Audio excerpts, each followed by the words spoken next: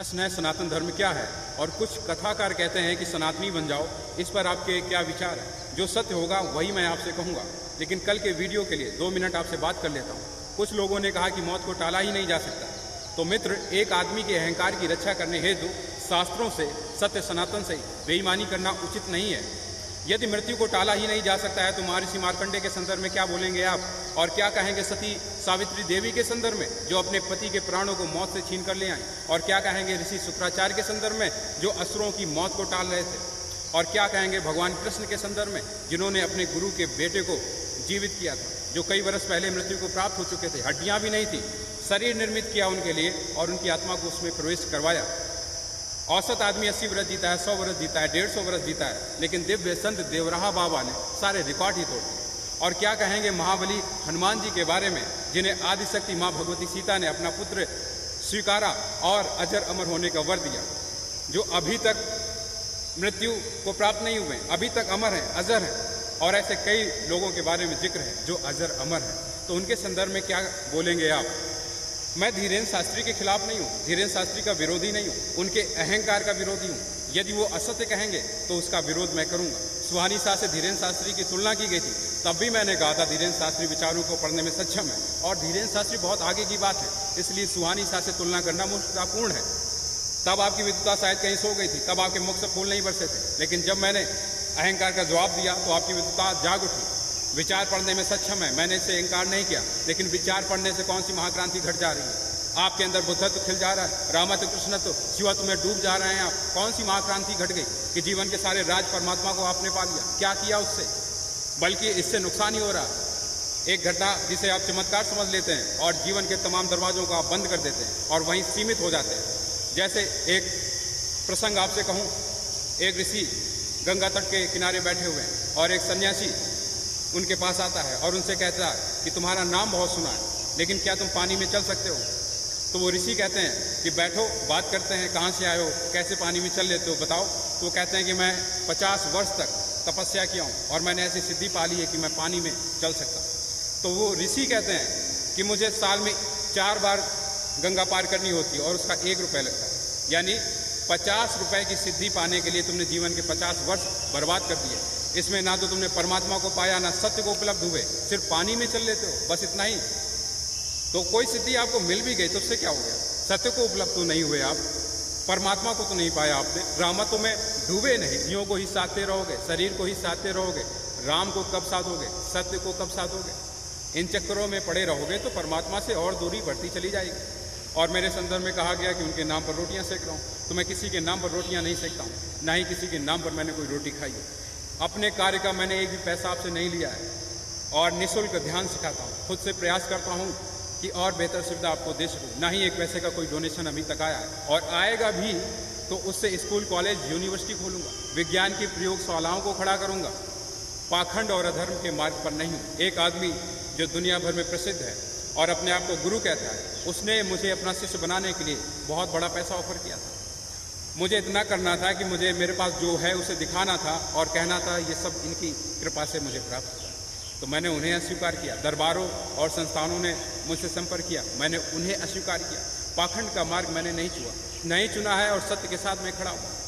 और सत्य के साथ जब मैं खड़ा हुआ तो मैं ये जानता हूँ कि तलवार हर क्षण मेरी गर्दन पर लटक रही है। तो ये कट सकती है तो बेशक कट जाए, लेकिन सत्य का मार्ग मैं नहीं छोड़ सकता हूँ। और जब मैं कह रहा हूँ कि सत्य के मार्ग पर हूँ तो सीधा सा मतलब है मेरा राम, मेरा सत्य सनातन हर क्षण मेरे साथ है। तो मुझे किसी की बहुत परवाह है नहीं। आपको जो विचार देने हैं, विरोध करना है, स्वीकार करना है, अस्वीकार करना है, आपकी अपनी मर्जी, आपका अपना अधिकार है, आप उसका उपयोग कर सकते हैं। सत्य के मार्ग पर चलने वालों के अक्सर शरीर छीन लिए जाते हैं। मेरा भी छीन लोगे तो इसमें हैरानी की बात क्या है? मुझे किसी से कोई जलन नहीं है। धीरेन्द्र शास्त्री से मुझे क्या जलन होगी? मैं कोई कथाकार तो नहीं हूँ जो मैं उनसे जलूँ। असल में जो जलन जिनको है वो कथाकारों को है। उनके आने से पहले उनका धंधा बढ़िया चल रहा था। धीरेन्द्र शास्त्री जब से आए हैं उनके धंधे को चोट पड़ी है, अब उतना पैसा नहीं मिल रहा है। अब वो तरकीब सोच रहे हैं कि मैं भी कोई विचार पढ़ने वाली ट्रिक वगैरह कुछ सीख लूँ तो शायद बढ़िया चलना शुरू हो जाए। तो जलन तो उन्हें हो रही है जो कथाकार हैं, मुझे क्यों जलन होगी किसी से? और राजीव दीक्षित जी का कथाकारों पर क्या बयान था उसे भी जरा आप सुन लीजिए। हमने जिंदगी भर पैदल चल के काम किया और यहाँ एयर कंडीशन कारों में घूम घूम कर, चार्टर्ड प्लेन में घूम घूम कर राम की कथा सुनाते हैं। वो कथा वथा नहीं है, वो उद्योग है, व्यापार है, बिना टैक्स का। और मुझे बहुत शर्म है ये कहते हुए, समय आने पर प्रमाण से बात करूंगा कि राम कथा कहने वाले ब्लैक मनी को व्हाइट मनी करने के काम में लगे हुए एजेंट हैं और इससे ज्यादा कुछ नहीं। और मुझे इससे भी बड़ी शर्म आती है कहते हुए कि आप जो उनको दे रहे हैं दान के रूप में, वो पैसा ब्याज पर उठा रहे हैं वो दूसरे लोगों को, और आपके दिए हुए पैसे से धंधा बना रहे हैं अपना। और भी जरा आगे सुनिए। जो पाखंडी लोग हैं ना, राम और कृष्ण की कथा कहने वाले, ये सरकारों के साथ मिले हुए हैं, क्योंकि सरकारों ने इनको एक कान में मंत्र फूंका है, तुम लोगों का ध्यान इस तरफ भटकाते रहो ताकि कोई महंगाई के खिलाफ न लड़े, गरीबी के खिलाफ न लड़े, बेरोजगारी के खिलाफ न लड़े, अत्याचार के खिलाफ न लड़े। वो सनातन धर्म के बारे में क्या विचार है मेरे? सत्य सनातन दुनिया का एकलौता ऐसा धर्म है आदमी के पहले का। आदमी है तब भी है, आदमी अगर मिट भी जाएगा तब भी सत्य सनातन बना रहेगा। बहुत से आक्रांताओं ने, बहुत से हत्यारों ने सत्य सनातन को मिटाने की चेष्टा की, वो सब मिट्टी में मिल गए। अस्तित्व का धर्म सनातन, परमात्मा का धर्म सनातन, सत्य का धर्म सनातन, तो इसे मिटाना असंभव है। और सत्य सनातन धर्म ऐसा धर्म है कि जहाँ सारे तर्क, जहाँ सारे कुतर्क धराशायी हो जाते हैं। आप ईश्वर को इंकार करते हैं, कहते हैं सूर्य के कारण सब कुछ चल रहा, तो सूर्य देवता। आप कहते हैं जल के कारण हम जीवित हैं, तो जल देवता, वरुण देवता। आप कहते हैं नहीं हवा के कारण सब कुछ चल रहा है, उसी के कारण हम जीवित हैं, तो पवन देवता। आप कहते हैं नहीं पृथ्वी नहीं होती तो कुछ नहीं होता, तो उसे भी देवी का रूप दिया। ज्ञान को आप माने तो ज्ञान के देव, विद्या की देवी। आप उसे भी इंकार करें कि कोई ईश्वर ऐसा नहीं कि वहाँ बैठा होगा, तो फिर निराकार की भी सनातन ने अवधारणा दी। आपने कहा कि नहीं हम किसी और को ईश्वर क्यों माने, हम अपने आप को ही ईश्वर मानेंगे, तो सत्य सनातन ने उसकी भी इजाजत दे दी आपको। अहम ब्रह्मास्मि अनहलक, तुम ही ब्रह्म हो, यानी तुम में भी परमात्मा है, तुम भी परमात्मा हो। अगर उसे भी अस्वीकार कर दो कि हम भी परमात्मा नहीं है, कोई और भी परमात्मा नहीं है, हम तो खोज कर देखेंगे, तो फिर अष्टांग योग, हठ योग और ध्यान की 112 विधियां सत्य सनातन ने दी कि चलो तुम खोज कर देख लो। तुम कहते हो कि नहीं हम कोई विधि नहीं अपनाएंगे, कोई नियम नहीं मानेंगे, हमें कुछ भी नहीं करना है, उसकी भी व्यवस्था सत्य सनातन ने की। वेदों की महिमा अनुपाय हो जाओ, कुछ मत करो, शून्य हो जाओ, पूर्णता को उपलब्ध हो जाओगे। तो सत्य सनातन धर्म ने कोई कोना खाली छोड़ा नहीं जहाँ आप अस्वीकार कर सके, जहाँ तर्क और कुतर्क आपके चल सके। सत्य सनातन धर्म ने कन्वर्जन क्यों नहीं किया, दूसरों को कन्वर्ट क्यों नहीं किया? उसका एकलौता कारण था क्योंकि सत्य सनातन मानता है कि संपूर्ण जगत में परमात्मा व्याप्त है और परमात्मा में ही संपूर्ण जगत व्याप्त है, कण कण में परमात्मा छाया हो। तो फिर ठीक ऐसे हो गया कि चार सनातनी खड़े हैं और आपस में एक दूसरे को सनातनी बनाने पर तुले हुए, एक दूसरे को सनातनी में कन्वर्ट कर रहे हैं। कन्वर्ट करोगे किसे जब हर तरफ परमात्मा ही परमात्मा है, सत्य सनातन ही छाया हुआ है, पूरे विश्व में सत्य सनातन छाया हुआ है, तो फिर कन्वर्ट करोगे किससे? और जो परमात्मा से इंकार कर रहा है, सत्य सनातन से इंकार कर रहा है, राम से इंकार कर रहा है, तो उस पर तो फिर कृपा होनी चाहिए आपको दया आनी चाहिए उस पर कि कितना बेसुध है, कितना बेहोश है, इसमें भी रामत्व व्याप्त है, लेकिन ये देख नहीं पा रहा। जिस क्षण जागेगा यह भी राम राम ही भजेगा।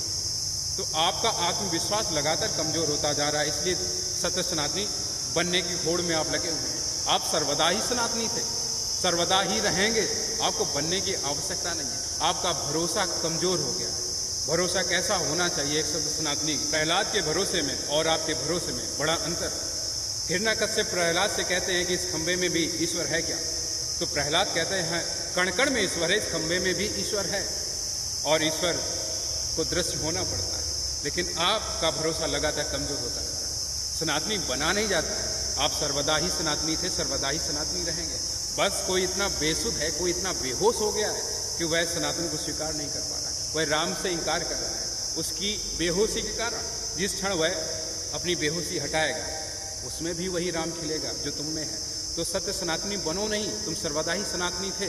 सत्य सनातन को स्वीकार कर लो, उसे जान लो। तुम इतनी सी बात जान लो कि कण कण में राम व्याप्त हैं और इस आदमी में भी वही राम व्याप्त है। लेकिन ये बेसुध है, बेहोश है, बेहोशी से भरा हुआ है, गहरे अंधकार में है, इसलिए राम को देख नहीं पा रहा है, इसलिए सत्य सनातन को पहचान नहीं पा रहा। और ये लोग आपको किस भांति सनातनी बना रहे हैं? इन 4 तरह की स्त्रियों से दूर रहना, 4 तरह के पुरुषों से दूर रहना, दूसरों को इग्नोर कैसे करें, दूसरों से आगे कैसे निकलें, स्त्री पति के साथ भोजन कर ले तो वह नरक में डाली जाएगी, ऐसा काम किया तो नरक में चले जाओगे। और फिर वसुधैव कुटुंबकम, विश्व एक परिवार है, तो परिवार में फूट डालकर सनातनी कैसे बना सकते हैं आप किसी को? तो मैं आपसे कहता हूं कि आप सदैव ही सत्य सनातनी थे, जो अपनी मस्ती में है, जो अपनी आज़ादी में है, जिसने संपूर्ण अस्तित्व को स्वीकार कर लिया। अब परमात्मा तेरी मर्जी सुख दे या दुख, इस अवधारणा को स्वीकार कर लिया, वह सत्य सनातनी है। और जिस क्षण जो भी जागता है, जो भी जागेगा, वह स्वयं को सत्य सनातन में ही पाएगा।